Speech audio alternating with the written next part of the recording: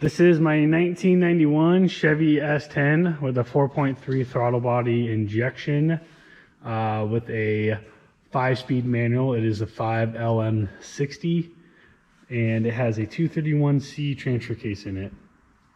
That would be a manual shift transfer case. It's been straight axled for just over a year.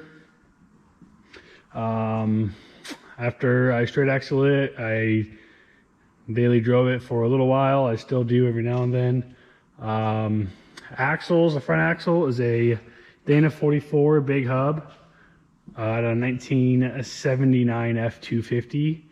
It's axle code 6CF. Just big hub, big hub, 8 by 6.5 outers. I originally had a low pinion in it, but the leaf springs I'm running are Dodge Dakota rears. And they have, you know, quite a bit of travel in them for being leaf spring. And I could not get a Driveline to clear in the low pinion axle. So therefore, I bought a high pinion and stuck it all in there. Took all my outers off of my low pinion because I put all new, pretty much everything in there. Rotors, calipers, ball joints, seals, pretty much everything there is to replace in there. I did while it was out. The rear axle, grab my light here. The rear axle is a Sterling 10.25 out of a, I think it was like an 88 F350. They're pretty similar to the 14 bolts. There's a few minor differences. Mainly the advantage to a 14 bolt is you can get a pinion, you know, a piece that goes right here and protects all this stuff right here. With the Sterling, you do not. This one is drum brake. Since it's a 10.25, if it was a 10.5, a little newer, it would have disc brakes, but it is not. 410 gears, obviously front and rear. This brake line is a little tight. I need to get an extended one, but yeah, it's fine. The rear drive line, actually, I moved the rear axle back 1 inch. I have the U-bolt, you know, where you can move it back an inch. I moved it back an inch, and the stock drive line actually fit back in there without a problem. The only problem I had is I had a 2-piece because I'm extended cab, and I kept blowing through carrier bearings, and it was pissing me off. So I put a pillow block bearing in. Pillow block bearing is like a, I don't think I have one here in the shop, but it's like a solid piece of metal that I had pressed on there. It's I think 1 3/8 inches, and I just pretty much heated it up and beat it on there. But then I put a EcoBox in it. Northwest Fab, they're out of Canada, EcoBox. Pretty much comes to you what you're looking at right here with no guts on the inside. I originally had 231. They say that you can put 231 or 241 planetaries in there. I did a 231 and I had nothing but problems with the 231. First, it wouldn't stay into low. It popped out a piece in there.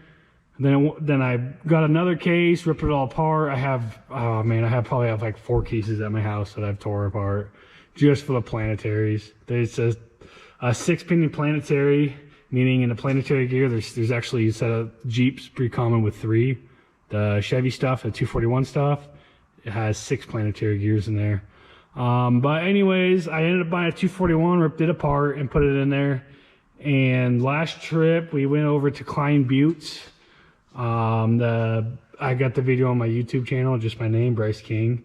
It is on there, and that's the first time it actually worked all weekend without popping out, you know, this or that. The other problem I had is it would pop, it would just slide out of high. Pretty aggravating. My front drive line, I got to put a new U-joint in that. I don't think my angle is quite right, so it likes to go through front U-joints every now and then at the T-case. Anyways, this is a 5LM60 transmission, meaning it's a 5-bolt style. Might be kind of hard to see up there. Instead of the 6 coming out the back of the transmission, it's a 5. And the EcoBox is made for a 6. So like a 241 is a 6 style. But however, even a 231J is a 6 style. But the 231C is a 5 style transfer case, 5 bolt style, sorry. And so I am running an adapter at the front. You can see it. It's, you know, it's a 3/8 plate. You know, it has a clocking ring, a few adjustments on it. And then from there, it has studs that go into the Eco Box.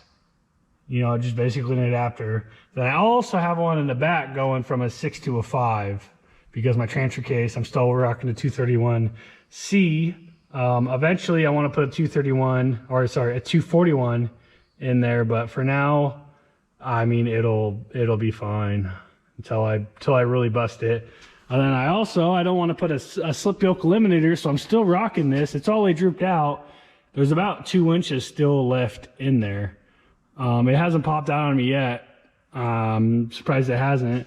In the back with the leaf springs, I'm just spring over, so the flex isn't a whole lot. I just put, you know, obviously the stock one is underneath there, and I just flipped it, so it's up here now. With shackles that a buddy of mine, Ryan, made for me. That put it somewhat level at the front, but anyways, I'm just running some ES 9000 shocks from 4 Wheel Parts. I got the warranty. I need to get shorter ones in the front, but anyways, the dual case is nice. So it's it's the same as my 231C, the gearing wise, and you know, low, you know, and first gear, it's, you know, I can just let it idle. It'll pretty much idle through anything. Second gear, you know, keep in mind, I still have 410s in it, you know, because up front, you know, I don't want to really re-gear it because it's, you know, it's a Dana 44, and, you know, that pinion is probably pretty small as it is, but I've had pretty good luck with this after putting RCVs in it. I'm not really easy on my stuff. Anyways, that's really, I mean, about the gist of it. You know, we just put the dual cases in, and man, it's a game changer. If you guys are thinking about doing it, just freaking do it. Crossmembers was a pain in the ass, you know, because I had one here. It was originally kind of where the carrier bearing was. It was a little bit, you know, further back here, but I took that out. You have one right here, and then I have one in the back for my back bumper the way we did it. But I just put in a piece of C channel in there, you know, just to hold it, because, you know, these aren't really boxed frames, and you can see where I've hit rocks and kind of bent it up a little bit. I need to beef it up somehow. But the way I did the Crossmember here is I went off the adapter. You can see where welded on there, and just a 3/8 plate pretty much. I just cut it out. It was I think 12 by 12, and then I just ended up grinding it all out, so it fit in there pretty good. And then from there, I just dropped it down, and then I got some DOM tubes with some energy suspension, some poly bushings in there, and made these. It works out pretty good. It's, you know, essentially a solid mount, but it's poly. It has a little bit of give to it, moves a little bit. But the main problem I had before was, when I first got it done, is everything moving so much, transmission, you know, and the motor. Well, if you guys know anything about these 4.3s, the motor mounts, the OEM motor mounts are junk. They are trash. I think I went through 2 sets within a year. Then I recently put these energy suspension motor mounts in it, and it's been solid ever since then. I put, you know, because they say if you do, you know, one solid mount, they're really supposed to be all, you know, not really solid mount, but a poly mount. So that's up there. And then I have a trans mount energy suspension too. Then these ones are just they're energy suspension, I think, just a poly mount pretty much. Then my Crossmember here is solid mounted, and yeah, so for bump stops, I just got a piece of tube, and these are tapped. These you can pick up these bump stops really at like AutoZone, or really like anywhere, you know, because these bump stops don't really limit my flex. They just I go to the stand every now and then, and I kind of rally it a little hard sometimes, so I always worry about, you know, my axle, this little truss I made, going into here or something, you know, something stupid, taking out my motor. But it's just tapped in there, kind of hard to see. But anyways, I actually blew through one of these 2 weekends ago at Klein. Got the end of the whoops a little fast and destroyed one of them, but I was able just to get another set off Amazon for like 16 bucks, and now I have a spare one. But I had to take out the Crossmember that went from right here over. That Crossmember had to go out because it was too close here. I'm running full high steer. Let me go back to the front of the truck. So I'm running full high steer. Originally I did have originally it was a stock tie rod, and like second trip out I bent it pretty good. So I decided to get the DOM, the thick tube from, I think it's from like Barnes, I got the kit from. And this was originally down here, but when I bought for the crossover steering, I got it for high steer. So all I had to do was, you know, eventually move it up there. But we went to Brown's Camp, and I think we're in the top loop, you know, just a filter up at Crushers at Brown's Camp in Tillamook State Forest, and landed right in a rock right in the middle of it, bent it up. And after that, I ordered the other high steer arm, which was just this one. I then just moved it up there. I bent it back and got it close and adjusted it, and it's pretty close for alignments. Other than that, I am running a Astrovan power steering box. It seems to be working pretty good. It's getting a little tired because I am welded in the rear, and I have a Spartan locker in the front, so it gets, you know, worked out pretty good. Every now and then it gets a little hot and it'll start leaking from somewhere up there. I'm not sure exactly where, but yeah, the RCVs is another story. So I ordered the RCVs, and the thing about the RCVs is I had external hubs. Now the difference between external and the internal with these Dana 44s or Fords is this is an internal one. You got the 6 little, you know, tiny Allens. You got a snap ring in there. You know, there's a couple other little things in there, a little ring that holds it in. External hubs is pretty much from the spindle out is different. So the spindle is a little bit longer because before my hub like stuck out to like right here almost. It was pretty scarred up. But when I looked up at RCV's measurements, they were measured for internal hubs. So when I ordered the RCVs, I made the switch over. I still had from the high, because these are actually outers from a low pinion, but now it's like half and half. But I able to have those parts, you know, just laying around because I did buy a low pinion. So I do have quite a few spare parts.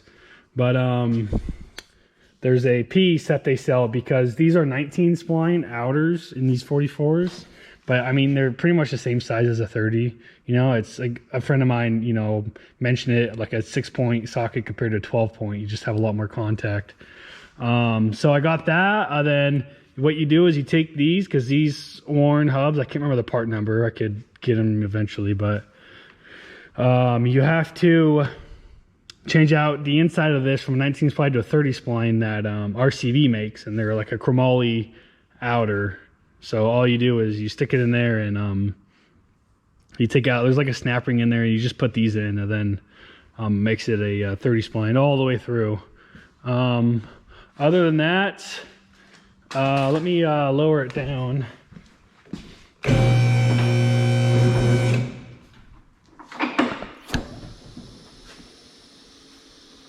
I got a long slip front Driveline. I did rock a square tube for about a year, and it was a little noisy, but you know what, it worked. Me and a buddy, Jake, we fabbed up these sliders. I was gonna buy a set, and I was looking around, and just the cost of metal, and a buddy of mine got a bender, and he was nice enough to dedicate. It was a couple weekends actually by the time we got them done. But I am running the, just a sec with my light. the Skies off-road shock hoops. Skies, they make quite a few stuff, like they make a Crossmember, you know, a couple other little things. Well, I ended up buying the a buddy of mine actually had these. I mean, they work great. I put one brace right there, but if you can see right there, those are my fuel lines, so I didn't put the brace on the other side. The other side has both, and they seem to hold up really good. But other than that, the interior, you know, it's just kind of messy in there. Rhino-line floor. We had to cut up my floor a little bit for the Eco Box with everything, and we ended up just plating it back together. The Eco Box is right there. Besides that, it's been a fun project. I'm running 37 1250 17 STT Pros. I really like them. They seem to do good in the snow, just about everything, the rocks. They air down, they bulge out nice. Made this, I didn't want to bob my bed, so we kind of cut off, I think it was 6 or 7 inches off the bottom there, and for the bumper, we went around this way. The fuel tank and these things are in a horrible spot, so I had this toolbox, and my fuel tank just kind of just chills in there. Other than that, it's been a fun project for sure. It's been, you know, quite a bit of money. I would say I'd have to add it up. I have a bunch of receipts, but probably between, with the purchase price and everything, probably 8 to 10 grand. It kind of is what it is. A lot more dime than money, probably. You know, I've just a lot of weekends working on this thing. Anyways, if you guys have any more questions, feel free to hit me up. My YouTube is Bryce King, BRYCE, then space, then King, KING. Feel free to check it out. Message me on Facebook too. I'm on Facebook with any questions you have. Sounds good. Thanks, guys. Bye.